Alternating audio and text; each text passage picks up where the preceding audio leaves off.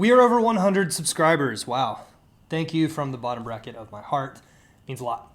This is 7 ways to know if your riding coach is great or if they're just regurgitating mediocre advice. I'm making this so you can make a great decision when choosing an instructor and get your money's worth, get your time's worth out of the experience. So stay to the end. All 7 of these points are important. I don't want you to miss a single one. Let's dive in.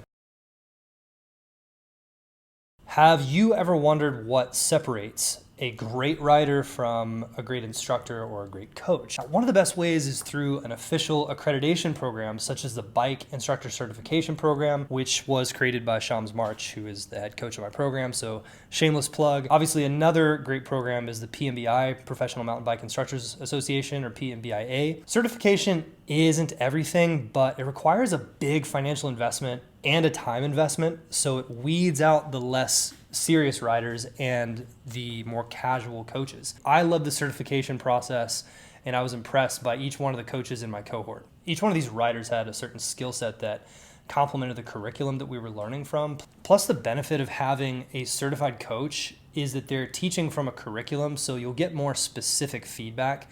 So choose a coach who's certified. All right, number 2 is the 2 pedal strokes ahead principle. Find an instructor or a coach who knows how to instruct at a level just above your current skill level. This will help you make great strides in your progress, and it's a lot of fun. What's different about this channel is that I'm on a mission to connect you with skills that make you proud, make you thrilled. That's your goal, so you have to find someone who is what I call 2 pedal strokes ahead. This is an example. I'm a pretty fit guy, but I'm actually not very great at kickboxing. My wife, who is a kickboxing instructor, and she teaches classes at the local YMCA, she always tests her routines out on me.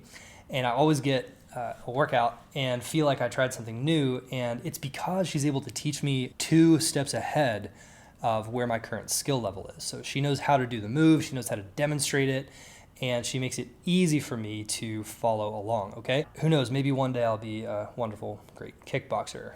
Probably not. Number 3, find a coach who is an excellent evaluator. An excellent evaluator is an instructor who knows how to see where you are with your riding skills. At the most basic level, you need a coach who knows how to determine your skill level quickly.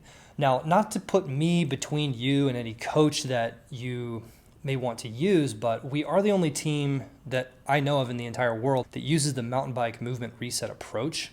For many riders, their coach may determine their cornering needs work, so they take them out and they show them, cornering technique. And this is fine as long as you can automatically apply it. But for so many busy riders who have had injuries, or who, like one of my favorite riders who I instruct, Mary, it's actually very hard to do the skill itself. So our instructors actually evaluate whether or not your body is even capable of doing the technique before asking you to try it on the bike.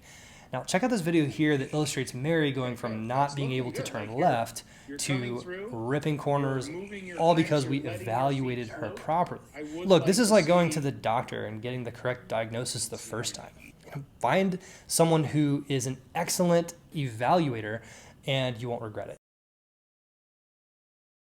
Do they create a safe environment? This one's kind of obvious, but is your coach able to create a safe environment? Back when you were 17 and it was fun to send it and crash your way to confidence, these days you probably can't afford to break bones every time you shred. You want to find someone who knows how to create a course that's safe for you. In other words, they pick a trail, they pick features, and they pick an environment that's appropriate for your lessons. And that could mean that as a beginner, your instructor takes you to an open field full of soft grass, or maybe they take you to a giant jump. Whatever's appropriate for you and your skill progression is what you need to find.